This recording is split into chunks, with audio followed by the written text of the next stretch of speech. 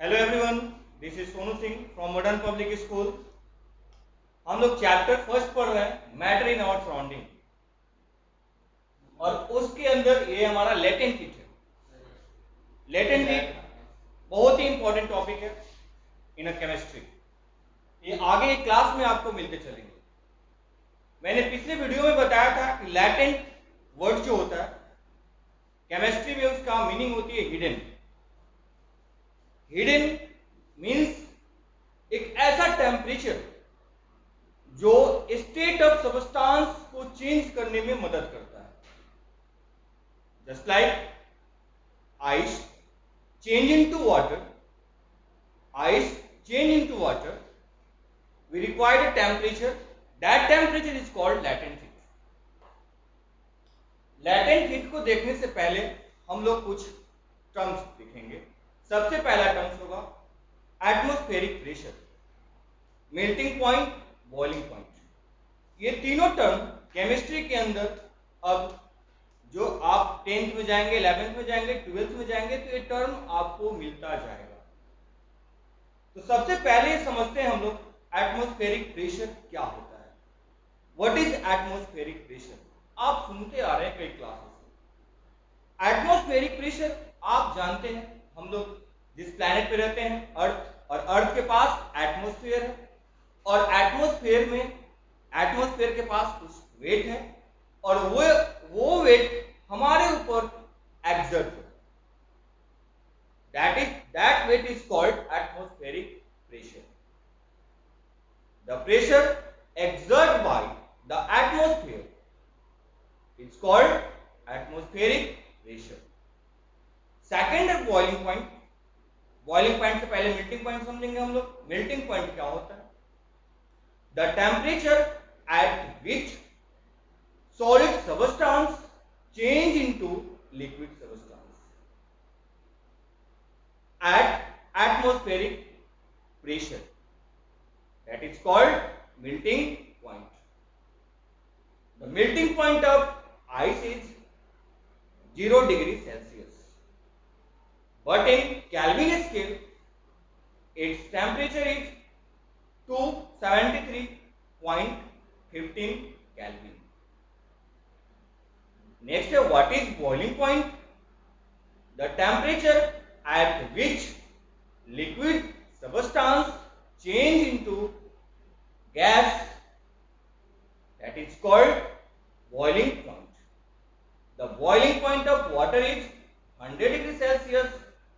In Kelvin scales its temperature is 373.15 Kelvin. अब हम लोग आते हैं latent heat. What is latent heat? Latent heat मैंने पिछले वीडियो में भी डिस्क्राइब किया था और इसमें भी बताना चाहूंगा आपको। The energy required in which substance change its position. Types of latent heat. There are two types of latent heat. Latent heat of fusion and second latent heat of vaporization. तो कुछ आप देखते हैं हम लोग graphically representation of latent heat. First we take graph.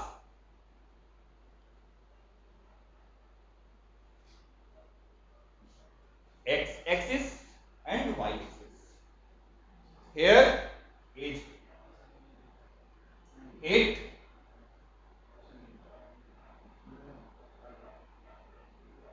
energy, and this is our temperature. Suppose that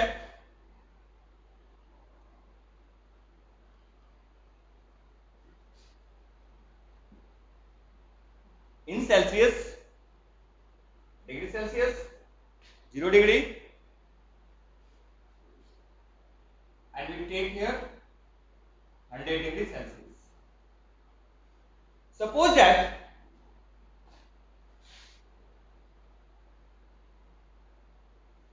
the substance we take in a solid, just like take a ice, और ice किस state में होते हैं? Solid state में होता है।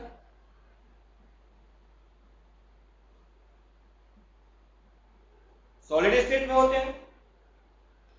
when it reach 0 degree,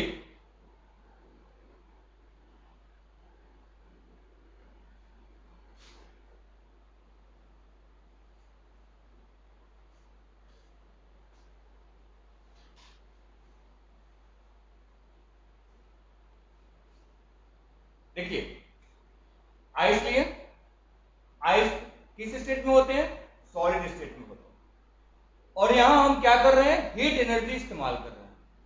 और heat energy continuously हम इस्तेमाल करेंगे जब तक ये सॉलिड वेपर में चेंज ना हो। तो आप जानते हैं कि melting point of ice is 0 degree. Ice का मेल्टिंग पॉइंट कितना होता है? 0 डिग्री पे होता है। हम आइस को क्या करें? टेम्परेचर प्रोवाइड कर रहे हैं। एक 0 डिग्री टेम्परेचर पे आया आइस, ए पॉइंट, बी पॉइंट पर आकर क्या हो गया? वो टोटली लिक्विड में चेंज कर गया। ए पॉइंट पे क्या था?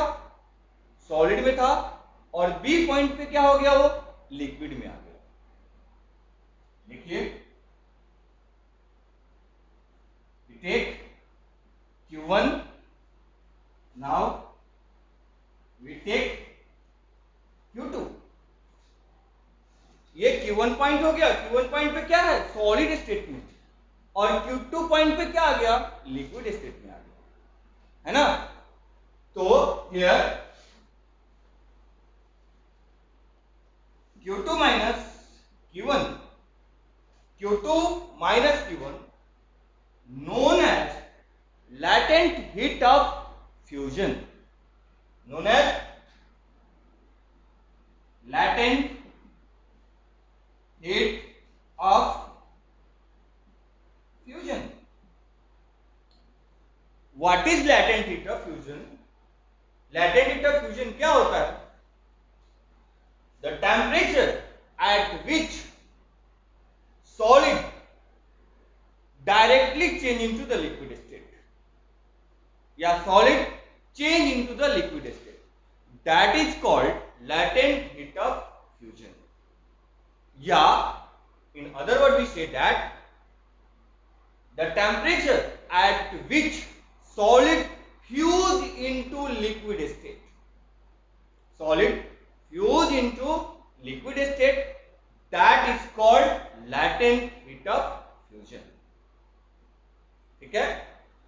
Q2 minus Q1, Q2 minus Q1, that energy, जो एनर्जी रिक्वायर्ड हो रहे हैं, उस एनर्जी को हम क्या बोलेंगे?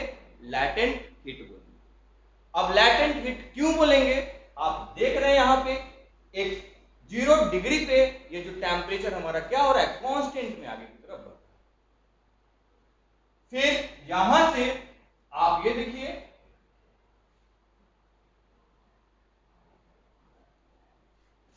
B to C,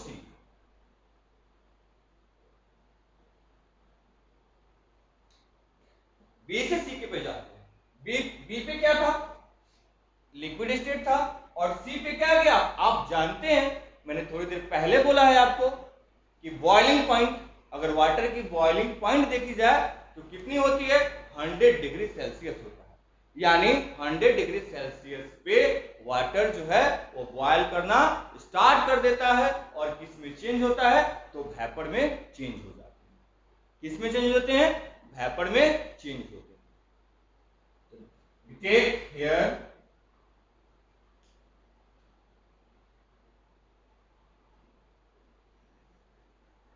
Q3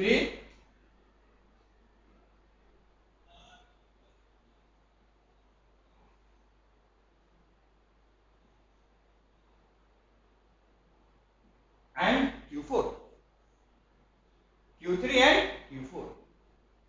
Here the point B, liquid state, rising the temperature point C start to vaporize, and point B,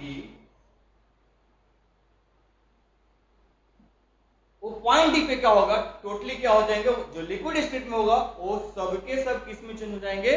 vapour में चेंज हो जाएंगे। वन थिंग इज दैट, जो यहां पे हम लोग टेम्परेचर जो यहाँ पे हम लोग हीट इस्तेमाल कर रहे हैं वो कंटिन्यूअसली इस्तेमाल करेंगे। कब तक हीट इस्तेमाल करेंगे? जब तक वो अपने जिस मतलब जो हम लाना चाहते हैं, जो जैसे कि यहाँ लिक्विड से गैस में लाना चाहते हैं, जब तक गैस में चेंज नहीं होता है तब तक हमको हीट क्या करना है? कंटिन्यूअसली देते रहे। तो सेकेंड आप देखेंगे Q3 Q4 Q4 minus Q3 Q4 minus Q3 that is called latent heat of vaporization। इसको क्या बोलेंगे हम लोग? latent heat of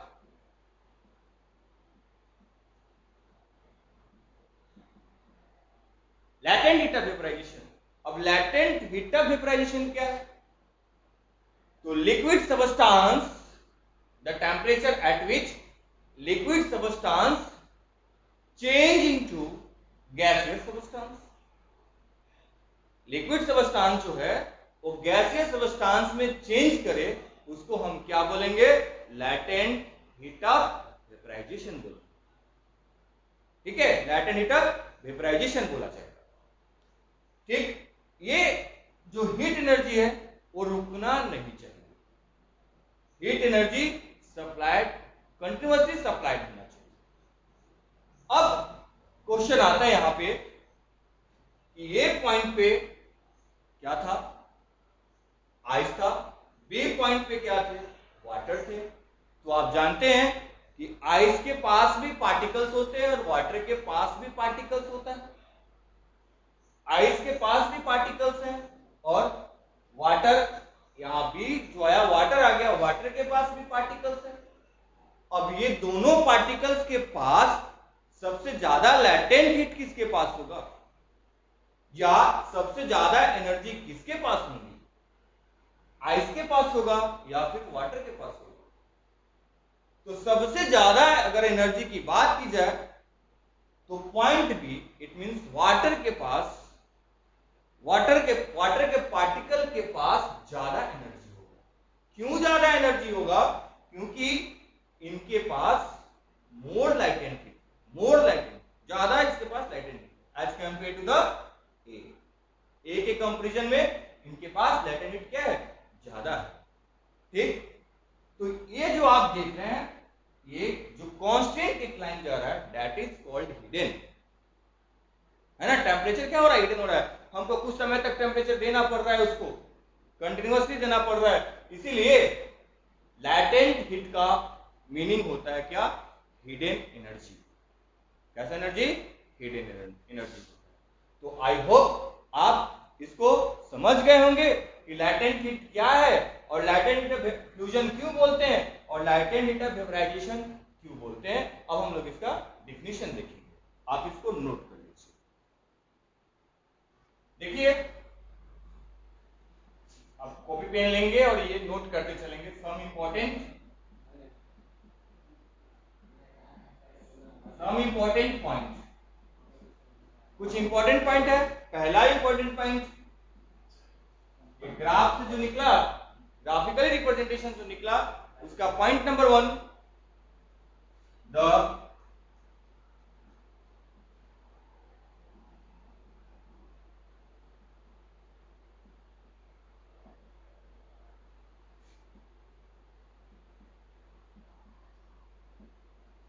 -0°C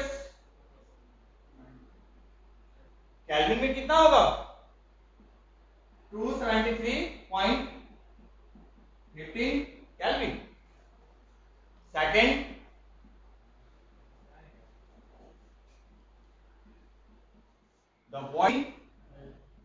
the boiling point of water is 100°C और 373.15 केल्विन। 373.15 केल्विन। अब हम लिखेंगे latent heat. What is latent heat? The heat energy which is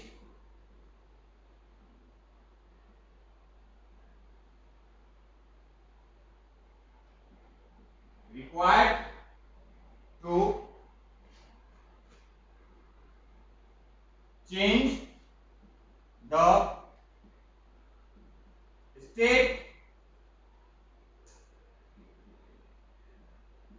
state of substance. It's called latent heat.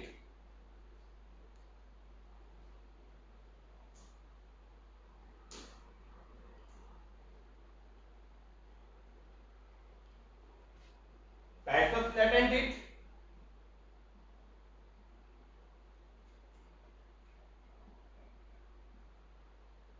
Latent heat of fusion,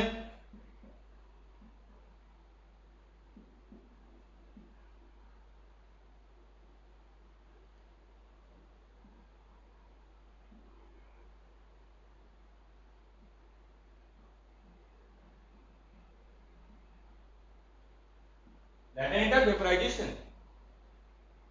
चलिए देखिए latent heat of fusion, the heat which required to change the solid substance to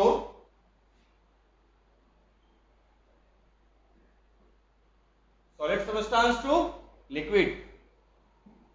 That is called latent heat of fusion. Latent heat of vaporization,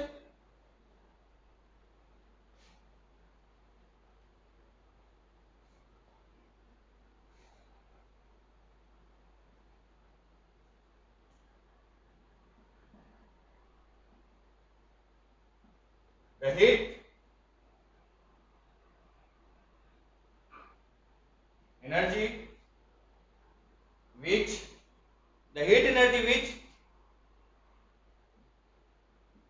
required to change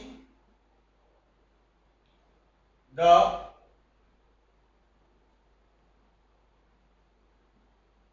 liquid